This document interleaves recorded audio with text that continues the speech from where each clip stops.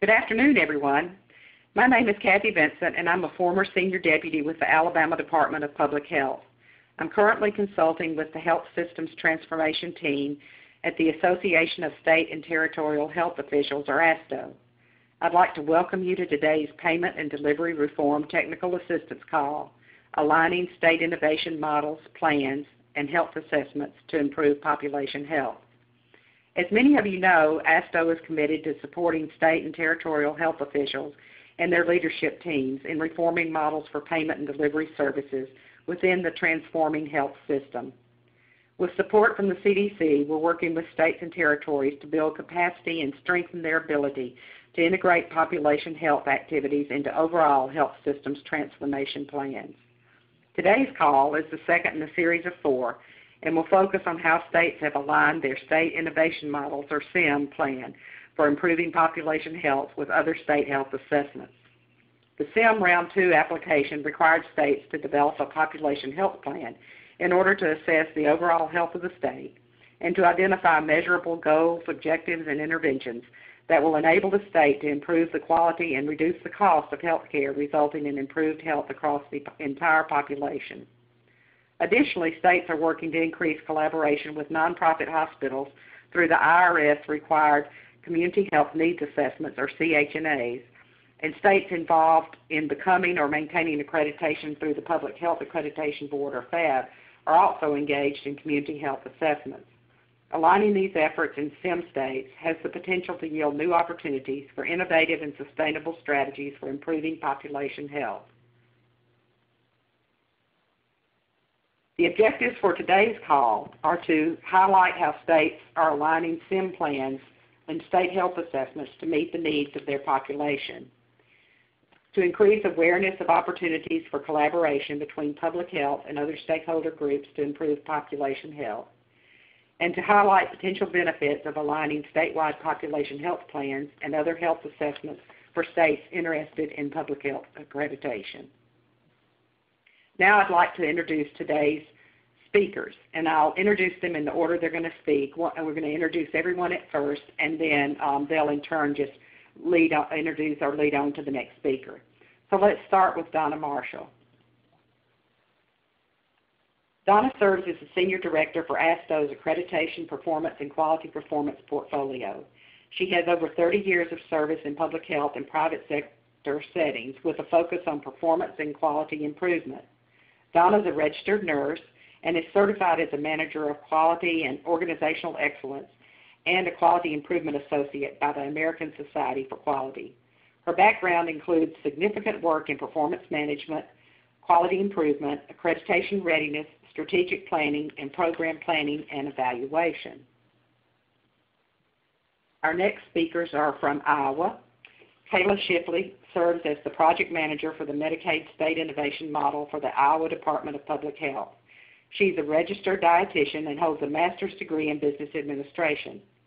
Kayla has worked as the IDPH Administrative Rules and Certificate of Need Program Manager, the Health Promotion Lead, and Community Transformation Grant Project Manager, and for several other initiatives including WIC, SNAP-Ed, Head Start, the Iowa Decategorization and Empowerment Programs, and School and Hospital Nutrition.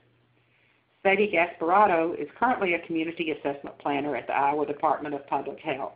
She holds a Master's in Social Work as well as a Master's in Urban and Regional Planning. Sadie has worked in the areas of community planning, neighborhood revitalization, disaster recovery, affordable housing, and homelessness. Currently, she's working on local and state community health needs assessment and health improvement planning processes in conjunction with the SIM grant. And our final speaker is from the state of Washington. Donna Corrigan is the Special Assistant for Health Systems Transformation and Innovation at the Washington State Department of Health, a position she started in August of last year. Prior to that, she was the Director of the Office of Infectious Disease, where she had also worked as the Senior Epidemiologist, overseeing infectious disease assessment activities and epidemiological studies. She received her MPH from Boston University in 1993. If you have a question during the call, please post it in the chat box on the left of your screen at any time. These will be answered during the Q&A at the end of the presentations. We'll also open the phone lines then for you to ask additional questions. At the conclusion of the call, you'll be directed to do an evaluation survey. We ask that you please help us in taking a few minutes to complete the survey so that we can use your feedback to inform our future work. I will now turn it over to Donna Marshall to get started. Thank you very much, Kathy, and hello, everyone. Thanks for the opportunity to be here. I'm happy to be able to share with you. I wanted to just provide an introduction to National Public Health Department accreditation and really looking at some of the components of what is required in accreditation and how it relates to collaboration and partnerships that are so critical. The way I want to do this is just provide a high-level overview of accreditation, talk a little bit about accreditation activity, like who is pursuing accreditation, what's the interest out there for accreditation. Talk about one of the requirements, which has to do with state health assessments and state health improvement planning. Talk about the importance of collaboration, which is a critical part that we're going to see throughout what you're going to hear today.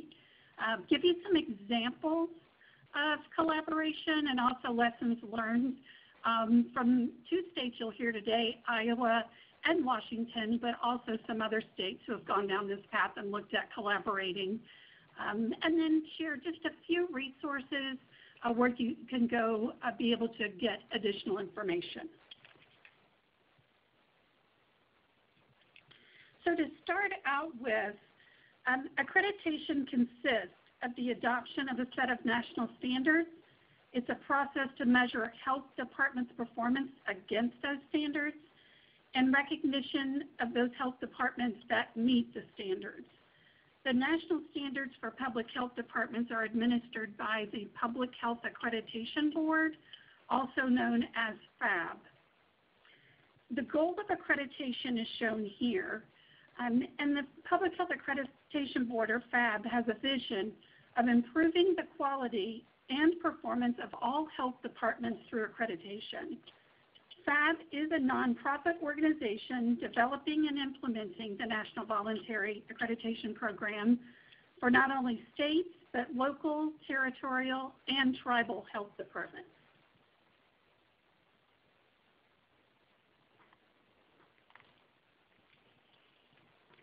The purpose of accreditation and the foundation behind the standards is quality improvement. Each department that applies for accreditation should commit to developing a culture and working toward an organization that considers quality in all of its functions, processes, programs, and capabilities. Demonstrating this quality is integral to fulfilling the requirements of the standards in keeping and really maintaining and sustaining accreditation status.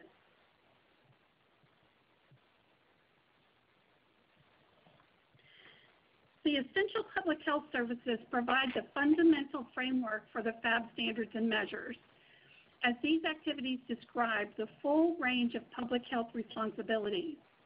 Using the 10 essential services framework that you see a picture here on the screen assures that the FAB standards fully cover the gamut of public health activities needed. The 10 essential services are shown here in this circle, and then what's on the outside of the circle are the three core functions of public health. We are talking about FAB standards and measures version 1.5. Originally when it was created, it started out at 1.0. It has been updated within the last couple of years to version 1.5, which is what FAB is operating off of now for the standards and measures. The 10 essential services that you see are monitor health status. That is to identify and solve community health problems, diagnose and investigate health problems and health hazards in the community, inform, educate, and empower people about health issues, mobilize community partnerships to identify and solve health problems, and we're going to talk a lot about community partnerships today, develop policies and plans that support individual and community health efforts, enforce laws and regulations that protect health and ensure safety, link people to needed personal health services, and assure that the provision of health care when otherwise unavailable, assure a competent public and personal health care workforce, evaluate effectiveness, accessibility, and quality of personal and population-based health services, and last but not least is research for new insights and innovative solutions to health problems. The standards address many elements that are key to quality health department services, including those shown on the slide. These form the basis for some of the domains and the standards within the domain. Accreditation looks at leadership. For instance, is the leadership effective in guiding and supporting the work of the department? Planning, does the department have a planning capacity to lead it forward in its work? Community engagement, which is really emphasized throughout the standards and measures, looks at is the department involving, reaching, and meeting the needs of the populations and groups that are part of the population they serve. Customer focus, is the work of the department attentive to the community and not just solely on the internal procedures and staff desires. There's overall look at workforce development, looks at is the department creating an atmosphere that supports the enhancement of staff skills and education. Governance, is the governing entity supportive of the department and knowledgeable about its roles and the work of health departments. And FAB defines the governing entity as really, it could be the individual, the board, council, commission, or other body with legal authority over the public health functions of a health department. So it's really, it's really looking at who governs, who do they report to. And the last one that you see that I didn't talk about, but we've already mentioned that it's the full reason behind accreditation, has to do with evaluation and quality improvement. It is weaved throughout, and the whole purpose of having this is to be able to support continuous improvement. So the 12 domains, the public health standards are made up of domains, standards, measures, and then there's required documentation to support those. There are 12 domains made up of the standards that pertain to the broad group of public health services. We mentioned already, the first 10 relate to the 10 essential public health services. Domain 11 relates to management and administration, and Domain 12 relates to governance, looking at who the relationships and how you engage the governing entity. So what's the interest? As of April 2016, from a state perspective, there are 15 states in the District of Columbia are accredited. They've achieved the accreditation status. And there's another 17 additional states that are in the process of accreditation. But as you can see from this slide, when you look at, there's 16 states, but there's also 101 local health departments, as well as a centralized state integrated system. So the number of health departments that are accredited are 117 plus the one integrated system. So when you look at the population that the accredited health department serves, 50% of the U.S. population is now protected by FAB accredited public health departments, which is really quite an accomplishment. In addition to accreditation and really setting up for what we're going to be discussing today, when we're looking at 14 accredited states are also SIM states. So the state innovation model. There are also 28 of the SIM states that have conducted a state health assessment. What these numbers collectively tell us is there's a significant number of state health agencies that have been engaged in activities that require extensive community and stakeholder collaboration. So I want to talk a little bit about what that looks like. So when we look at what's required in the FAB standards and measures, if we look at in Domain 1, which is assess, this is where the state health assessment is covered. And the state health assessment is considered a collaborative process of collecting and analyzing data and information for use in educating and mobilizing communities. It also looks at developing priorities, garnering resources or using resources in different ways, adopting or revising policies, and planning actions to improve the population's health. The state health assessments are conducted in partnership with other organizations and members of the community. It requires participation of representatives from a variety of sectors. For example, it could be a state government, for-profits, statewide not-for-profits, voluntary organizations, healthcare representatives, academia, military installations, representatives of local, regional, or tribal health departments. So you can see there's a broad range of sector representation in there for partners. The standard also requires states to make those state health assessments accessible to agencies, organizations, and the general public.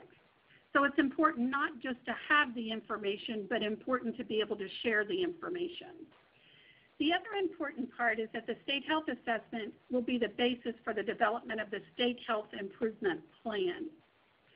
Now, the state health improvement plan is really taking the information from the results of the assessment, working collaboratively together with partners to come up, what are we going to do collectively to improve the health of the population that we're serving. This plan is typically updated every 4 to 5 years. Again, it's used by health and other governmental, education, and human services agencies. Again, important that it's in collaboration with community partners to make the best use of resources. It is critical for developing policies and also defining actions to target efforts to promote health. So important that these two not only are addressed, but we're going to talk about some of the linkage between these and the state innovation models and also community health needs assessments. So as you can see on the screen now, you'll see the definition by FAB for what collaboration means. You can see it's defined as mutually beneficial and well-defined relationship entered into by 2 or more organizations to achieve common goals. So what I wanted to do is share a little bit with you talking about when we look at FAB accreditation, look at state innovation models, and also looking at community health needs assessments, how do they all relate to each other and how can we work together and utilize our resources effectively? So in doing that, I wanted to start out by just sharing with you that APHA created a guide that they developed in 2015. It's called Taking Part in State Innovation Model Development, and it was developed to recommend ways that public health can take an active role in making innovation models work along with examples of what engagement can look like. Again, important to be able to show what does that look like for someone else. And what they were able to determine in this work is that public health departments can use the assessment process as a first step in forming a working relationship with the healthcare system. So the state innovation model, the community health needs assessment, and the state health assessment requirements provide all that are involved with an incentive to collaborate. In addition to forming a valuable relationship, which was one of the benefits that definitely came out of it, public health practitioners and hospitals can develop a more comprehensive plan together than they would have been able to develop independently. So when we look at FAB accreditation, when we talk about community engagement and partner collaboration, it is weaved throughout the standards and measures. It's not just covered in one area. So just to give you an idea and a high level of where that is, we've already talked about Domain 1, which is where the state health assessment is. So that's the assessment part. And it requires that the health department participate or lead a collaborative process to get to the state health assessment. And again, make that information available. Also in Domain 3, which has to do with informing and educating the public, this really assesses the health department's processes for continuing a two-way communication as a standing operating procedure. And to be able to facilitate communication, the health department needs to have a relationship with community partners and the population and subgroups of the population it serves. So this is an example how it's weaved throughout the inform and educate. So that's domain 3. Domain 4 is really focused on engaging with the community.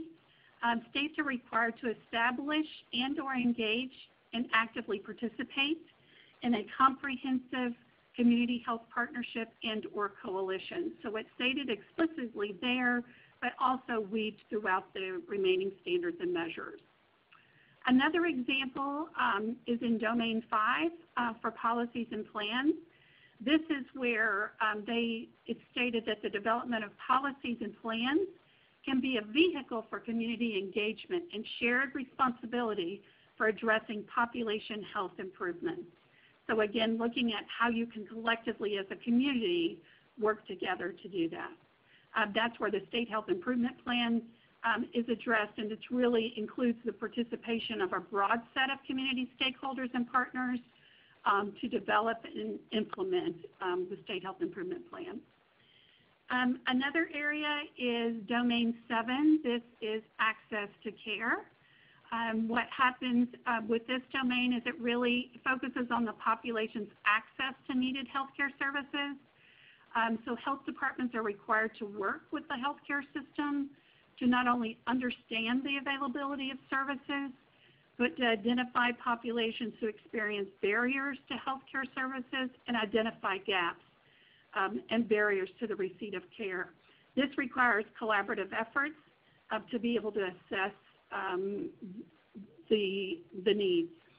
They're also required to be in a collaborative process to develop strategies to improve access to care. So not only working to identify what the problems are, but also working together to address those problems. So as you can see from those examples of the domains, it's weaved throughout, as well as having a domain totally focused to community engagement, which was Domain 4. Donna, this is Kathy. If you could go ahead and wrap up in the next couple of minutes, that would be great. We want to leave plenty of time for questions. Oh, sure, will do. Thank you. So those are just some examples that you can see. We'll also wanted to share just some data with you. This table that you see came from the ASTHO 2015 Forces of Change Survey report and really gives some examples of active engagement with primary care providers. State health departments are reporting.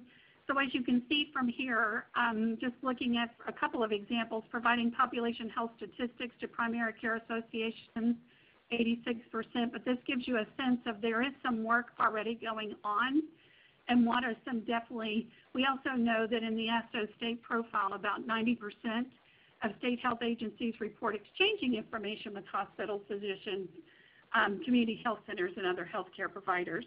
So we know some work is going on. It's building off that work. Wanted to share with you, we're going to hear today from Iowa and also Washington about some of their examples and working together. And what I wanted to do is just share with you 3 other states, North Carolina, Kansas, and Illinois. There are links that you see on this slide that you actually can take you to the case studies as well as the examples. But just to give you a highlight, for instance, in North Carolina, they worked together because the timing of when the community health assessments were required for the local health departments was different than for the hospitals and the community health needs assessments, so they worked together to get that on a better time that worked for all in that cycle. In Kansas also worked trying to assess what they were doing, what are different people doing, and how can we build off that work. And what they determined is internal and external partnerships were essential. And then the last one is Illinois, where Illinois really has their Healthy Illinois 2021 really is comprised of 3 initiatives. It has to do with the State Health Assessment, State Health Improvement Plan, and the State Innovation Model. And though it's in statute, what they determined to do is, even though the Illinois Department of Public Health is a lead for this, they came up with a unified strategy. For instance, the state health assessment informs the state health improvement plan, and the state health improvement plan will serve as their population health plan. So just as an example of building off of where you are and building off the synergy of others. Lastly, just wanted to share with you some resources. These links should be able to take you to this information that you can get more from the Public Health Accreditation Board, also to the ASTHO website where we have some examples of guidance and toolkits related to not only accreditation and quality improvement. You see 3 specific pictures in the bottom that have to do with the state health assessment, state health improvement plan, and also collaborative partnerships. Also, there's a link into the ASTHO state profile where some of the data from today came from, as well as other information. Also provided a link to NACCHO where they have some resources for mobilizing for action through planning and partnership, community health assessment, and improvement planning. So again, just an overview of what this have to do all collectively, and then wanted to take you into really hearing how 2 states have been able to do that. So I'm going to turn it over to Kayla.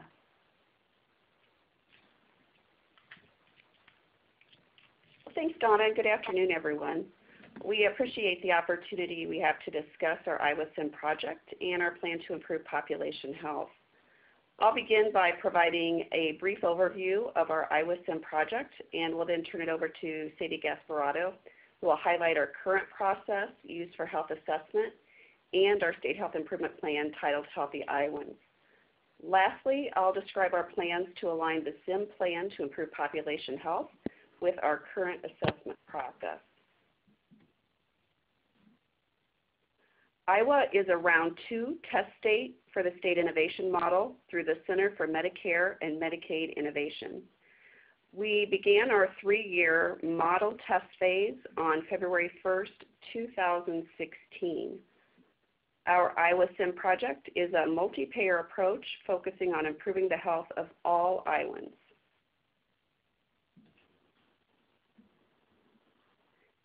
This slide shows our IWASIM primary driver diagram. The 4 main goals of the project are listed down the left side of this slide. The Iowa Department of Human Services is the awardee of the IWASIM grant.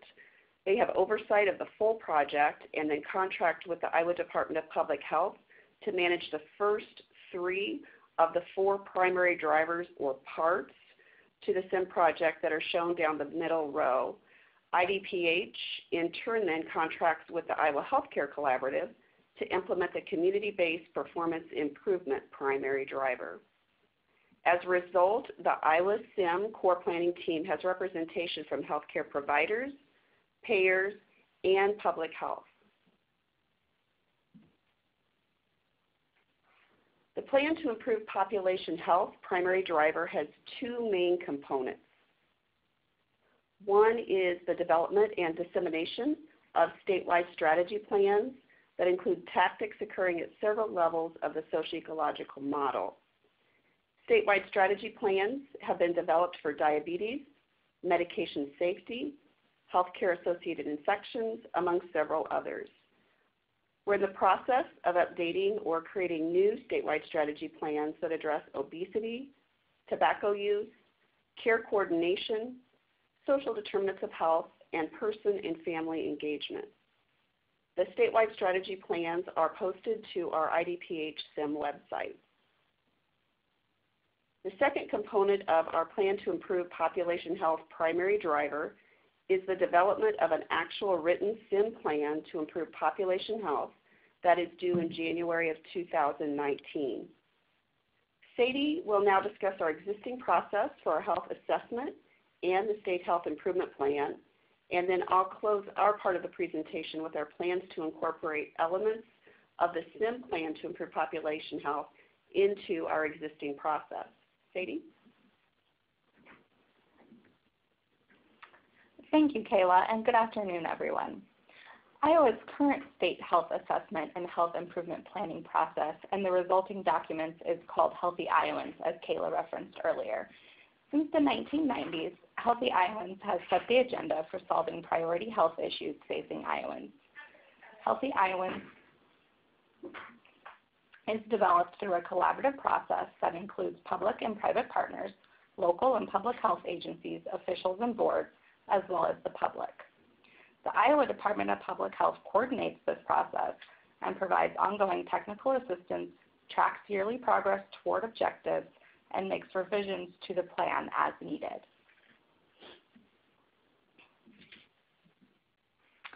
This graphic gives an overview of the methodology used to create Healthy Iowans. I will go through it briefly, but in the interest of time and keeping to the topic of aligning with hospitals, I will talk mostly about the planning processes that happen at the local level, which serve as the foundation of the Healthy Iowans process. To get an understanding of local community priorities, local public health agencies at the county level throughout the state are asked to submit a report to the Iowa Department of Public Health on the community needs assessment and health improvement planning processes that have occurred at the local level. The information from these reports serves as the foundation for Healthy Iowans. I will talk more in a minute about what the local level process looks like and how hospitals are incorporated in those planning processes. The second box on the graphic illustrates the significance of additional stakeholder input in the Healthy Iowans process. Stakeholder groups including other state agencies, regional and statewide advisory boards and committees, the Iowa Department of Public Health programs, and individuals from the public provide recommendations and input on what the top critical health needs in Iowa are. Once the local level data and stakeholder input are analyzed and categorized, we then overlay our state health profile data, state health ranking, and health inequity data from a variety of data sources to ensure that priority needs are captured and included in the assessment and resulting health improvement plan.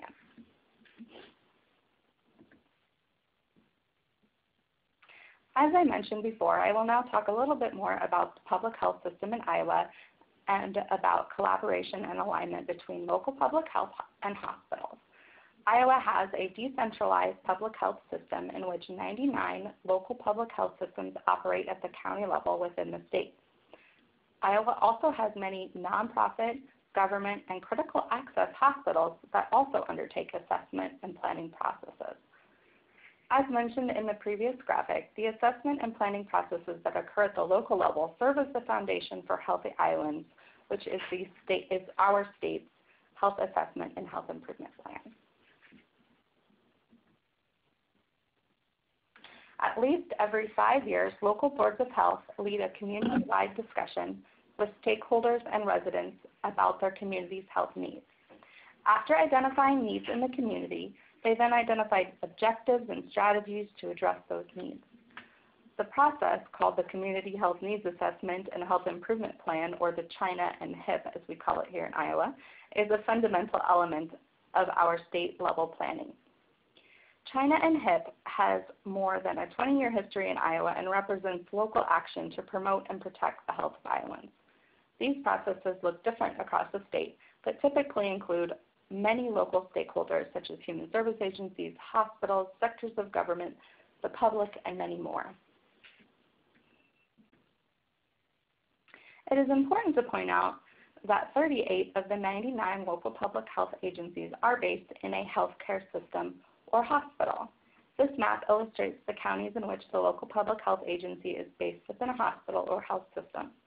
This may allow for easier communication between the systems and may make it easier to align planning processes as well as goals and objectives across plans.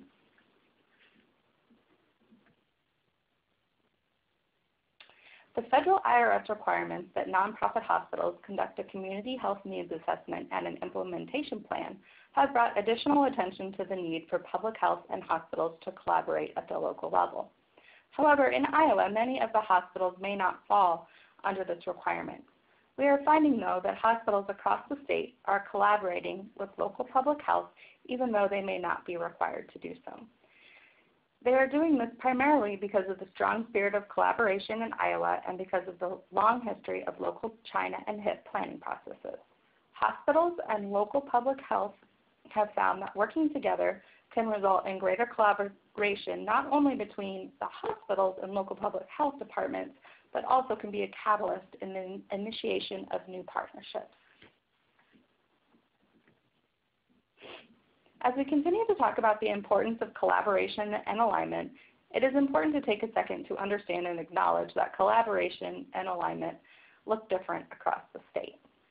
As a way to understand and define what alignment and collaboration are and what those may look like in different areas, the questions on your slide are questions we are asking to start to understand and define what alignment and collaboration really means in Iowa. For example, does collaboration mean working together to establish a common timeline or maybe a common group of stakeholders? Does alignment mean one all-inclusive process and plan adopted by one coalition? Does it mean several different processes that inform and build upon each other, but may be separate documents adopted by different organizations or coalitions? Does it mean having common priority needs or issues that everyone is working on in different ways? The answer is yes to all of those different questions. They all represent ways to look at how alignment and collaboration may look in a particular area. The reality is it does and will continue to look different in different areas and will depend on a variety of factors. Overall, defining alignment and collaboration is difficult, and it is important to look and think of them on a continuum. Public health agencies and hospitals need to understand where they are on that continuum and seek to move to a higher level of collaboration and alignment. Thanks, Sadie. I'm now going to highlight our plans to align our SIM plan to improve population health with the current Healthy Iowans process. The SIM plan will have three main sections. The first section will be assessment, and as Sadie discussed, we currently have a robust assessment process in place. However, a gap we have identified is a lack of clinical measures for diabetes, tobacco, and obesity. As a result of our SIM plans initiatives and existing programmatic efforts, we'll use this next year to identify and enhance the existing needs analysis for diabetes, tobacco, and obesity.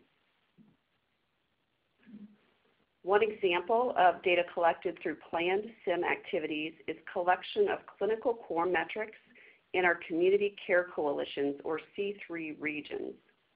The C3s are one of the planned initiatives in our care coordination primary driver that was listed earlier in our SIM primary driver diagram. The C3 regions have two main functions. One is addressing the social determinants of health through the implementation of community care coordination referrals, and the second is implementing population-based, community-applied interventions from the statewide strategy plans that we discussed earlier. One SIM core metric we are planning to track in the C3 regions, as an example, is the percentage of patients 18 to 75 years of age with diabetes who had a hemoglobin A1C greater than 9% during the measurement period, and that's an NQF measure. An example of a programmatic effort in place that we'll be adding over the next year is an analysis of available community health needs assessments conducted by critical access hospitals through our Iowa Flex program and the University of Iowa. The analysis will identify needs that were identified in the assessments, coordination with public health, and commonalities among the public health and the critical access hospital community health needs assessments. If additional alignment between the two processes are needed, our SIM staff will facilitate communication and coordination between public health and the hospitals in C3 regions, as well as offer information about the interventions that are contained in the statewide strategy plans to all communities, identifying the SIM focus areas in their health improvement plans. The second part of the SIM plan to improve population health will be to track existing population health efforts that address diabetes, tobacco use, and obesity.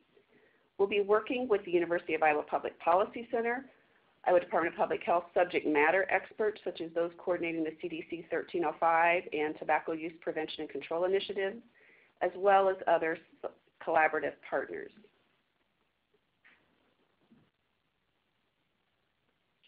The third part of the SIM plan is the roadmap to improve population health. It will be divided into three buckets of prevention, as described by John Auerbach from the CDC in the Journal of Public Health Management and Practice that many of you may already be familiar with. The 3 buckets of prevention include the traditional clinical approaches, innovative patient-centered care, and community-wide health. Using the tactics from our diabetes statewide strategy plan, examples of interventions that could occur in each of the 3 buckets of prevention include incorporating standardized glucose testing at annual physical appointments for the traditional clinical approaches bucket, increasing patient referral to primary prevention programs like the National Diabetes Prevention Program for the innovative patient-centered care bucket, and improving access to healthy foods or educating on the benefits of walkable communities for the community-wide health bucket. Tactics addressing the social determinants of health or person and family engagement may also be addressed in each bucket. The interventions and processes implemented through the SIM project, such as the C3 regions and related initiatives that are found to be the most effective in addressing these strategies, will be included in the roadmap to improve population health. The roadmap will also include measures identified in the 2017 through 2021 Healthy Islands Plan for Health Improvement, as well as additional measures identified through the SIM implementation. Clinical strategies and indicators included as core measures and accountability targets for SIM that also address identified needs will be provided to Healthy Islands. Components of SIM clinical strategies and indicators that are identified as useful will be incorporated into the Healthy Islands process beyond the SIM project period. The enhancement of Healthy Islands with clinical information will serve as a guide for health needs beyond the SIM focus areas of diabetes, tobacco, and obesity.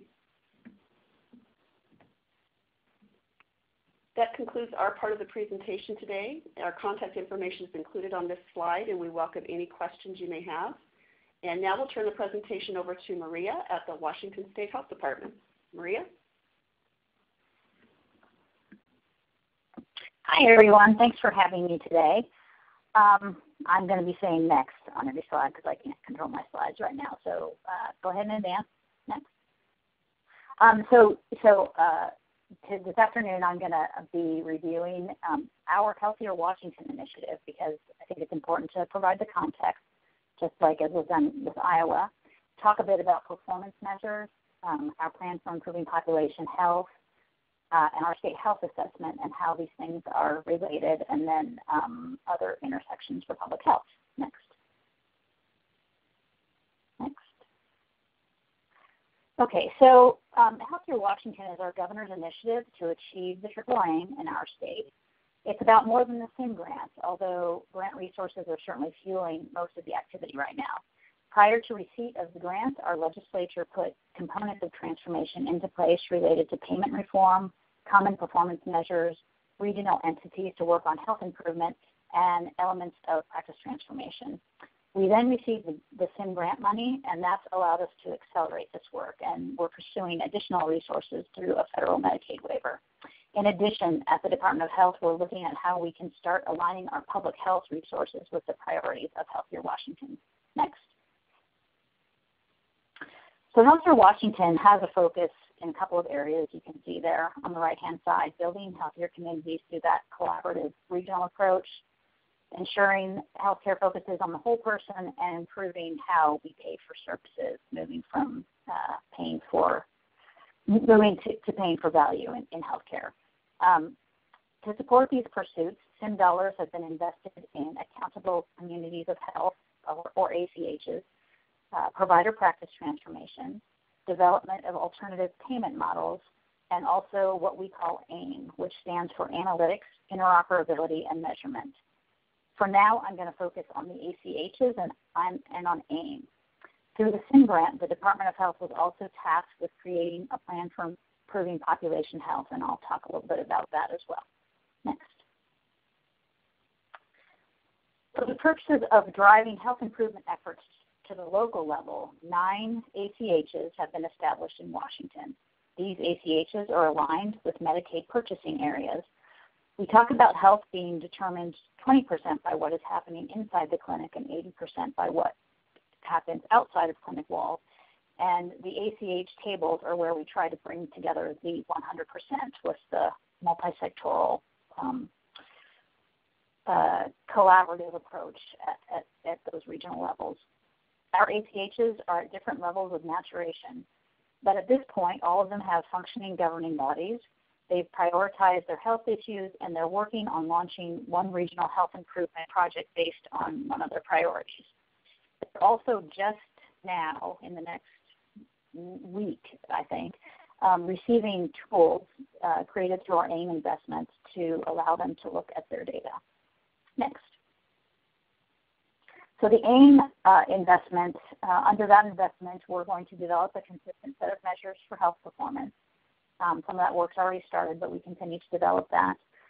Enhance our capacity to exchange information, both at the clinical level and also in the community, and then bolster analytic capacity, again, both within the clinic walls and outside. Next. Last year, we established what we call the Common Measure Set for Healthcare Quality and Cost. This is a set of measures that enables a common way of tracking important elements of health and healthcare performance and is intended to inform public and private healthcare purchasing. It helps determine how well the healthcare system is performing and will enable a shared understanding of areas that should be targeted for improvement. The focus of the measures includes access, prevention, acute care, and chronic care. I just mentioned the tool that the ACHs would be receiving to visualize their data. This tool will be populated with, among other things, data from the Common Measure Set. Next.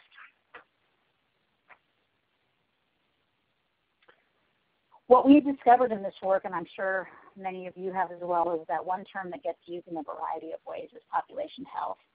We've been using this graphic to describe sort of what we're talking about when we talk about population health. So you can see on the left-hand side, there's the movement from small populations, if you're talking about sort of your Medicaid population or a specific clinic panel, moving up that axis to the whole population of the state, and then along the bottom axis, going from the smaller clinical and individual focus out to the community focus.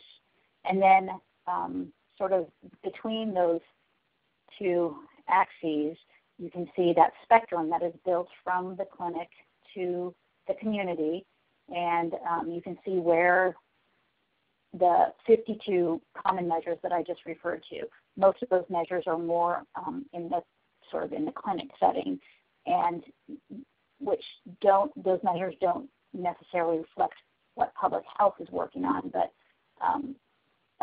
public health generally focuses more at the community level. But what we're really trying to do is build the work and the measures from the clinic to the community. And just as was mentioned earlier, thinking about those three buckets.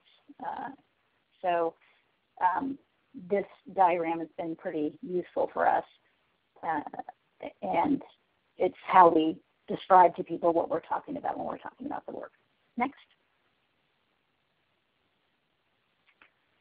Prior to submission of the SIN grant, the Department of Health and Healthcare Authority formed a public-private multi-sectoral partnership, similar to what you might see it as.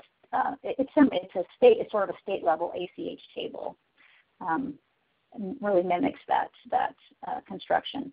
So we formed that partnership to develop the prevention framework as a blueprint for population health. The core elements were informed by state health data, review of public health and hospital community health needs assessments, and existing state health improvement plans. The prevention framework provides a framework of what we plan to do and what the initial focus areas are of the work. Next. The Plan for Improving Population Health, which is a deliverable of our SIN grant, will provide a balanced portfolio of approaches and interventions to improve health.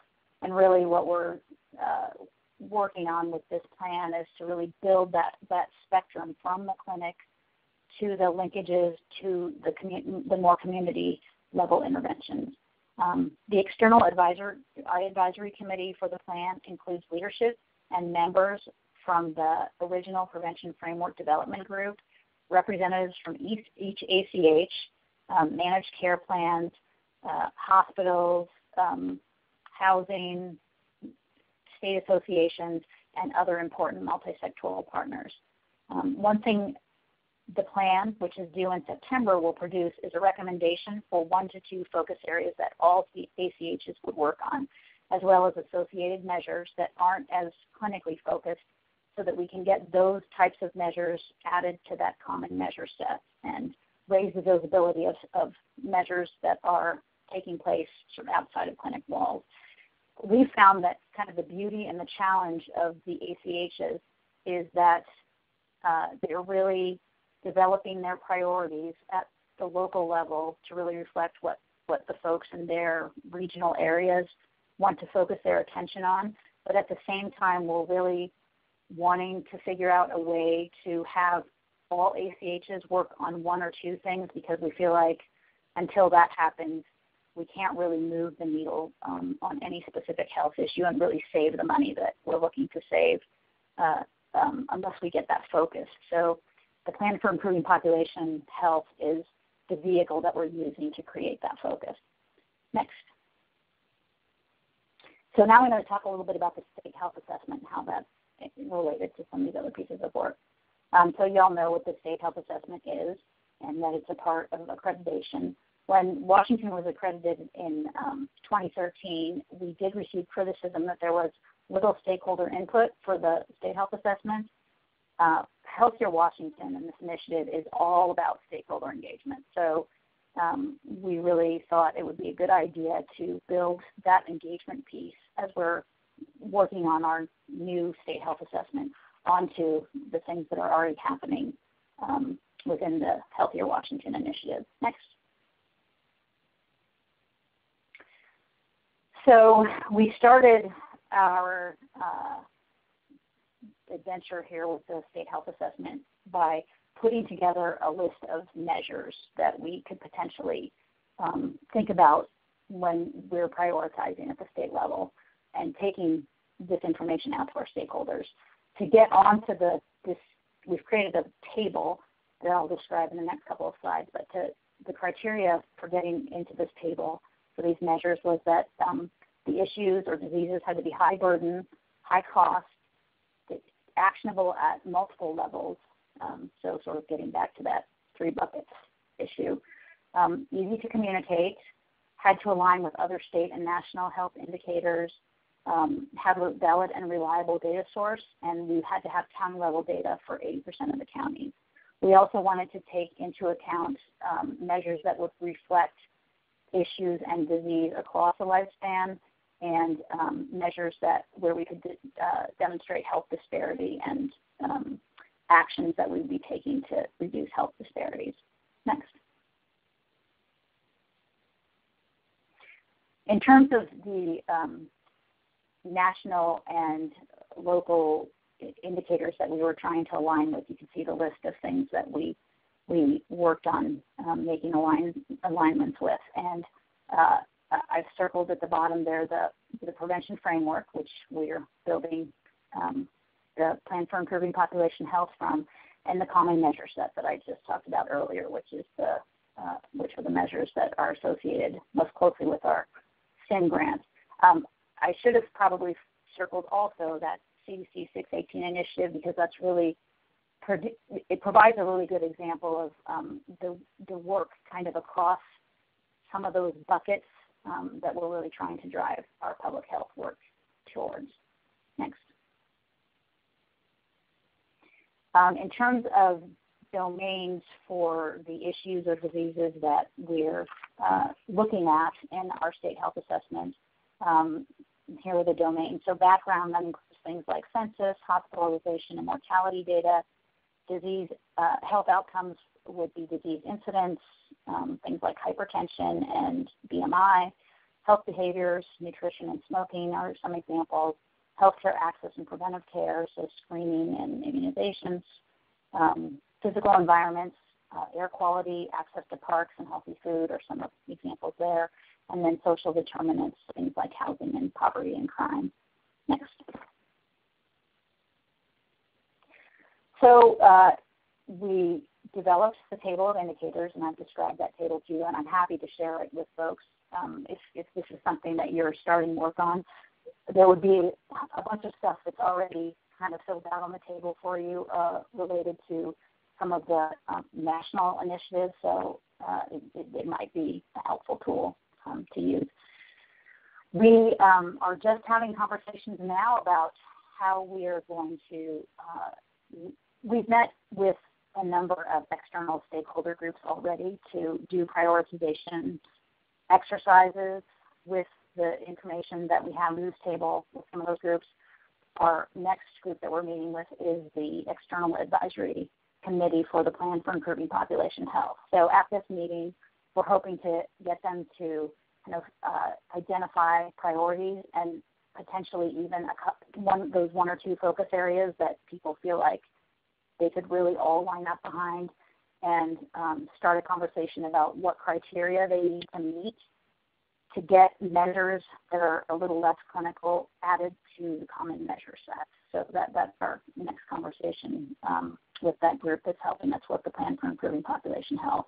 And then you can see the rest of the schedule that we plan to sort of follow as we roll out, the state health assessment and the Plan for Improving Population Health, which is due in September, and then our state health assessment that's due for FAB purposes that's due next spring. So that's kind of how we're trying to align all of our efforts. Next. And then I just wanted to talk for just one more second about another alignment that I know people are focused on. So another conversation that we've been having here in our state is around foundational public health services, just as is happening in many parts of the country.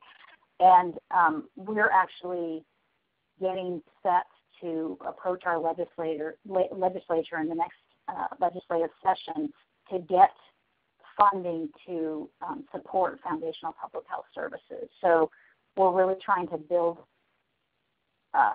some connections between foundational public health services, what public health brings to ACHs around assessment capacity. And right now we're having our local health jurisdictions who are participating, and it's definitely some more than others, participating in their accountable communities of health. Get them to start putting together some cost estimates about how much does it cost to provide that assessment capacity to your ACHs, and figuring out how to add that into the ask that we're going to make at the legislature for foundational public health services. So again, tying the work of public health to this Healthier Washington initiative and some of this money some of this activity that is funded right now by the SIM grant, so that we can have some sustainability around public health continuing to be able to support that collaborative sort of community-level approach to solving health problems. So I think that's all I am presenting today. These resources will take you to more information about our Healthier Washington initiative, and I didn't manage to get my email address up here, but again, I'm happy to share information, especially that table that we put together for our state health assessment. So that's it. Great. Thank you so much, all of you, for just sharing some really, really good information in a short amount of time. I know that's hard, and we really appreciate it. That was great. We're going to open up the call now for Q&A from you all, the participants. Remember, you can type your questions in the chat box on your screen at any time. So if we can get the operator now to give us instructions on how to unmute your phone if you'd like to ask a question the old-fashioned way, or the way I like to do it in person. So, operator? Thank you. Ladies and gentlemen, if you would like to register a question, please press star followed by the number 1 on your telephone keypad. If your question has been answered and you would like to withdraw your registration, please press the pound key. One moment, please, for your first question.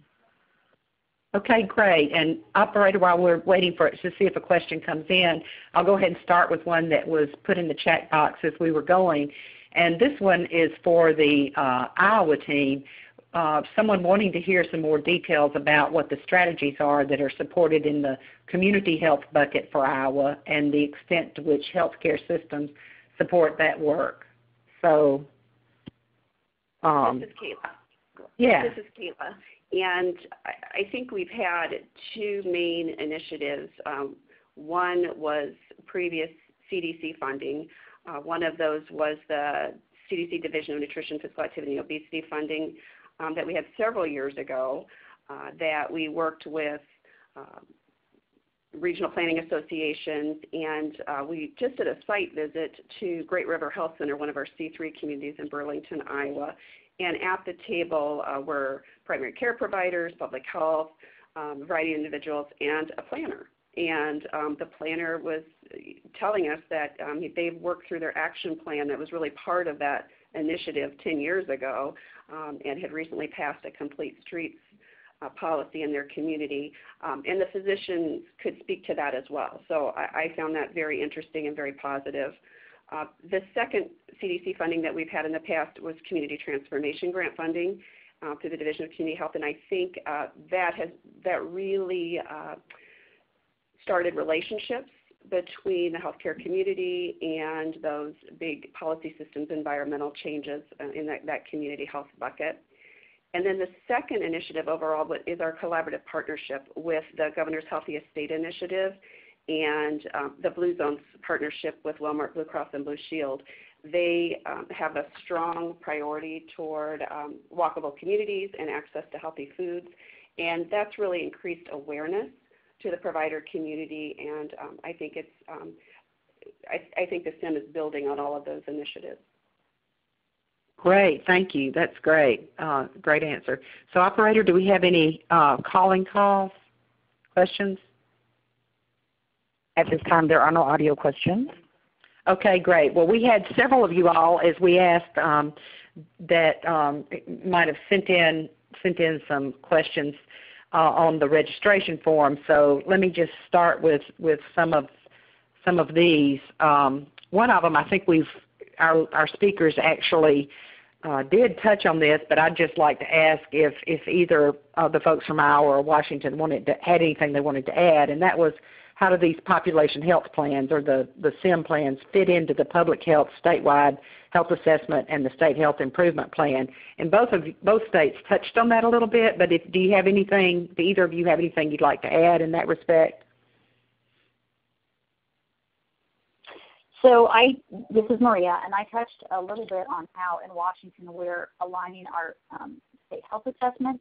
We actually are struggling a little bit with the state health improvement plan and having conversations, and we'll continue to have conversations. I know one's coming up next month about what is kind of the overarching umbrella under which all sort of health improvement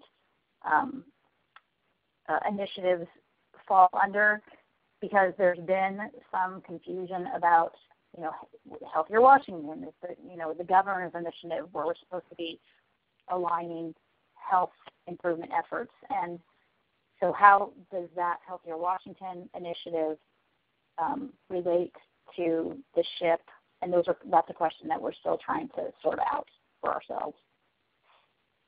Great, Marie, I appreciate that. And I think from one of the other questions that came in, others must be kind of struggling with that as well, because I think we've just answered this question, but one of the questions that came in was, what is the relationship between your SHIP and your SIM?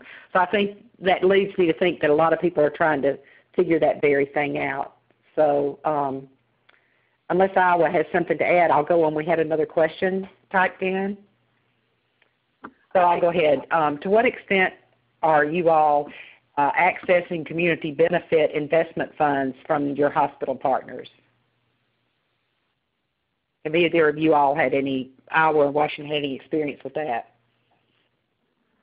With our C3s, this is Kayla, just starting in February, we have not made any progress there, but hopefully we can give you an update soon. Oh, that'd be great.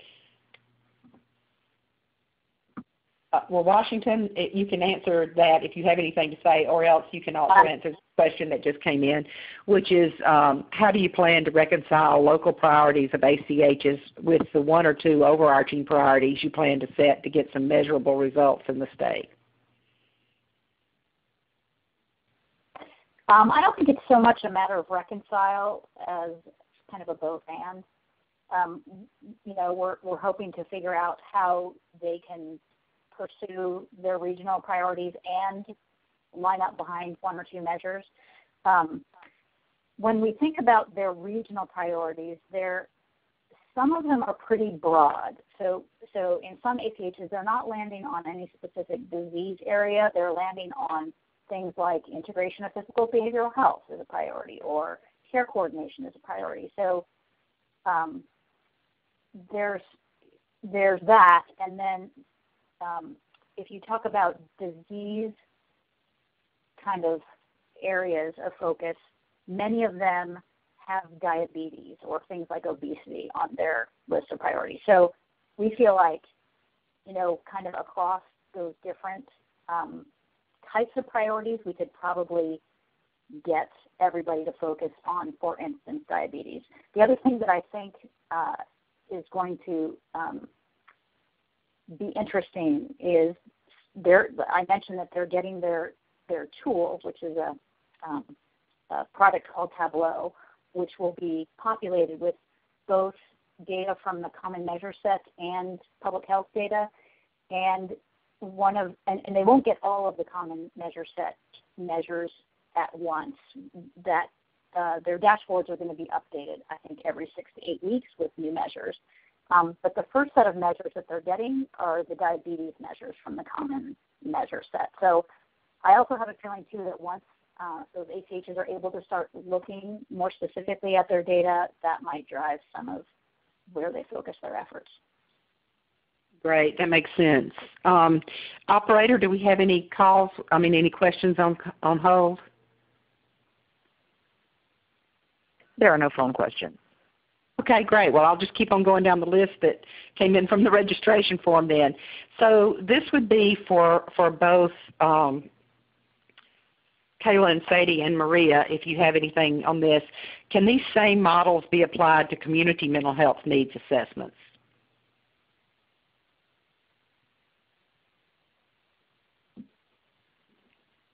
This is Kayla in Iowa. Our community health needs assessments, local improvement plans have mental health providers at the table, and Sadie can add how many. We had a large percentage of the health improvement plans prioritizing mental health. We also have mental health redesign in our state, and we meet routinely with them as they are gathering their indicators and trying to align with them where we can. And I will just say that, what had initially started as the 52 common measures is actually now 55 because they've just added 3 mental health measures. So those are measures that the ACHs will at some point see show up in their dashboards that they have access to data. So that doesn't really talk about, sort of the any other local data, but in terms of data that they'll have access to, there will be sort of mental health associated data. And within our state health assessment, we also have measures. So to the extent that the ACHs have access to all of those data, that will give them a place to start. Great. Maria, did you have anything you wanted to add to that? That was just me talking. Oh, that was you talking. Golly, sorry. Okay, great. We've had one more question typed in, and that is collaboration between public health and healthcare happening more at the state level or also at the local level? Do you see any difference if it's more prevalent at one or the other? And can you talk a little bit about the ups and downs of that collaboration?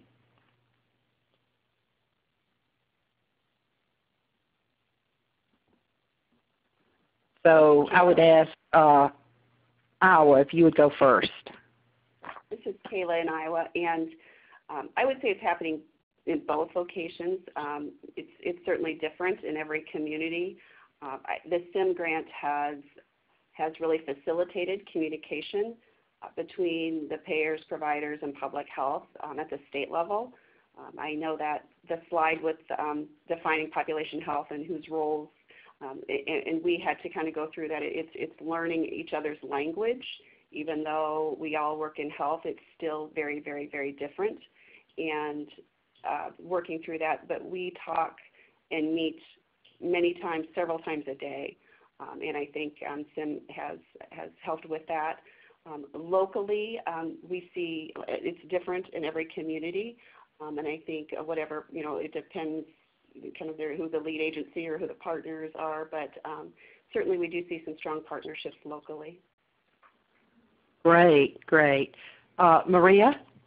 Yeah, I would echo much of what I is experiencing.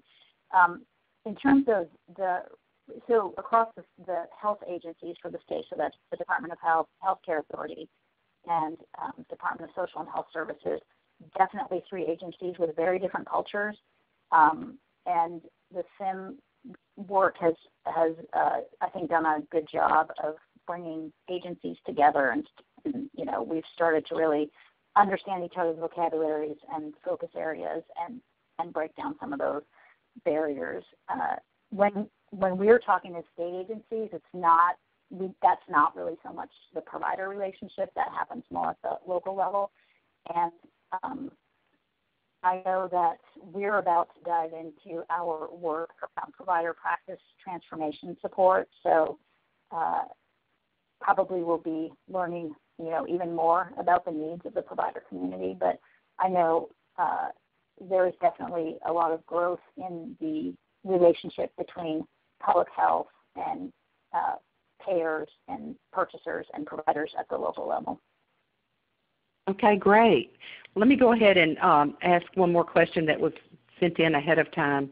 How are you using EHR data to align metrics and quality measures? I guess we could say, are you, and how are you doing that?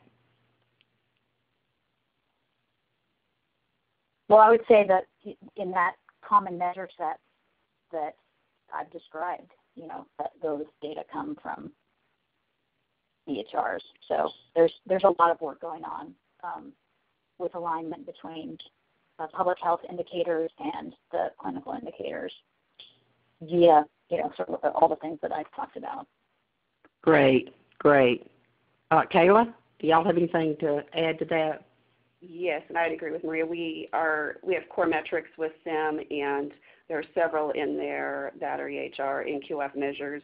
The one example I gave was the percentage of patients 18 to 75 years of age with diabetes who had hemoglobin A1C greater than 9% during the measurement period. So those are the measures that we hope to enhance our state health improvement plan with. Great. And from the same person who asked that question, and I know, Maria, that you mentioned specifically the 618 campaign, so it looks like you are incorporating that into your thinking as you're moving forward. Is that also true, Kayla, in Iowa? Yes, we have been promoting this with our partners, certainly at our core team meetings. Our leadership team members are promoting it.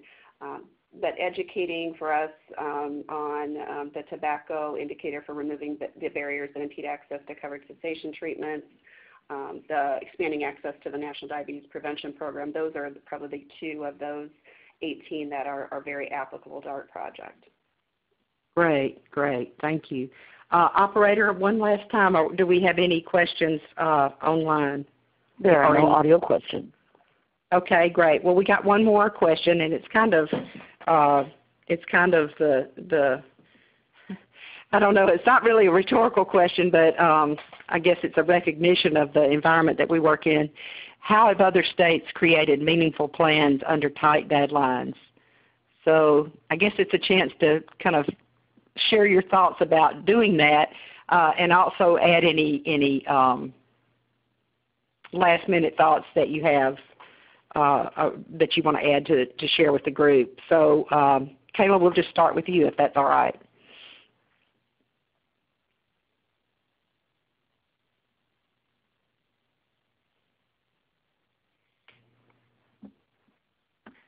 So the tight deadlines, we have had the Community Health Needs Assessment, Health Improvement Plan, and Healthy Islands in place for since the 1990s. Nearly 20 years, over 20 years. And so so that's not quite so tight, I guess. Right. So, with the 3-year health and with SIM, getting our health improvement plan in place, we have that capacity in place. But we've had it in place, and I think that's what's helped us achieve this. What we're working on currently is trying to align those timelines, which I think Maria had maybe mentioned earlier, is that we have a 2021 timeline on our Healthy Iowans, whereas our SIM population plan is due in 2019. So we're trying to really look at how we can align those timelines as well. Okay, yeah, great. Agreed. It's really been an exercise in sequencing and getting things on similar time frames. And I would add that as we think about how we're going to in the future invest our public health resources, we're trying to think about when do those grant deadlines come up, and how can as we're writing renewals or whatever, how can we make sure that we're taking advantage of how the ACHs are prioritizing, and then how can we figure out how to time our investments right with their priorities, and so it's a real exercise in sequencing. Okay, and Donna, I would ask if you have anything to add, because I know you talked. I believe it was North Carolina that, and it may have been another state. You can correct me, that has really worked about aligning those time frames, those time requirements, deadlines. Do you have anything you want to add to that discussion? Thank you, Kathy. It was exactly right. North Carolina that worked to try to align those, and one of the lessons they learned from that is thinking with each other and meeting each other where you are helped you get where you wanted to go quicker. So if you're working under a tight deadline, for sure, I think that's an example of it's important to meet everyone where they are and figure out how you can help each other. And I think that was a great example of what North Carolina was able to share. Okay, great. Well, we've got one last question that we've got time for before we wrap up, and that came in the chat box. And so I would just throw this open to the group. How do you encourage health departments that have been moving away from direct clinical services to do this kind of collaborative work with healthcare? Have you got any magic wand, or command that you have used, or enticement that you've used? And is there a particular person or role locally that tends to be the champion for this? Have you seen one group more than others rising to the occasion of taking on this challenge? So I just throw that open to the group. This is Maria from Washington. So I would say the kind of interesting conversation that we've been having, and I think epiphanies that we've been having in public health here, is that there was a lot of hope when we got the SIM funding that, magically the healthcare delivery system would start to, move to alternative payment models that would save money, and then somehow that money would be invested back into public health. And that's not, it's not going to move that quickly. I mean, I think providers are still really struggling around the whole how to get to, that paying for value type of payment structure within the clinic. So I think something that we really need to, understand better in public health is what the providers are up against, and what are those alternative payment models, and what does it mean when a provider needs to assume risk to move to these value-based payment models, and then how can public health position itself to really help providers assume risk. So it feels like a different conversation, and one where I feel like public health needs to sort of learn the vocabulary of those payment models a little bit better, so that they can, sort of make their argument to the provider system about why it's important that public health is out in the community, helping them to sort of manage the risk with their populations. And I know, in terms of who's leading that conversation, for us in Washington, that's something that our Secretary of Health is very interested in sort of pursuing, and we as the State Health Department are working with our local health jurisdictions to figure out how to better, how to provide some training and some of the vocabulary around payment models and how public health engages in those conversations with the provider system. Oh, that's really helpful. Other presenters have anything to add to that? This is Kayla in Iowa, and I would definitely agree. And in that primary driver diagram I showed, we had the value-based purchasing primary driver, and I always say those three above it that we're charged with really do support that move to value-based purchasing, and those tools and understanding what that is and those payment models definitely helps public health. But I also think our local public health administrators do a great job in getting them out there to be able to present in panels or in maybe provider conferences, being a part of our statewide strategy plan meetings that I talked about us developing. And so we have providers, payers, and public health in those meetings, and having local public health representation is very important, and everybody sees it through their perspective. Right, and making that local connection. Correct. Yeah. Okay. Well, operator, I'm assuming we don't have any questions on the line. There are no phone questions. Okay, great. Well, this time we'll end the Q&A then, and if you have any follow-up questions, please use the contact information that you see on the screen, and we'll make sure that our speakers get your questions. Thank you guys for participants for sending in those questions ahead of time and also chatting those in, and thank you presenters for answering them so well. Thank you again for joining us today. More information on this call series will be posted on the ASTHO website that's shown on your screen. Future calls will cover the topics of behavioral health integration and community development.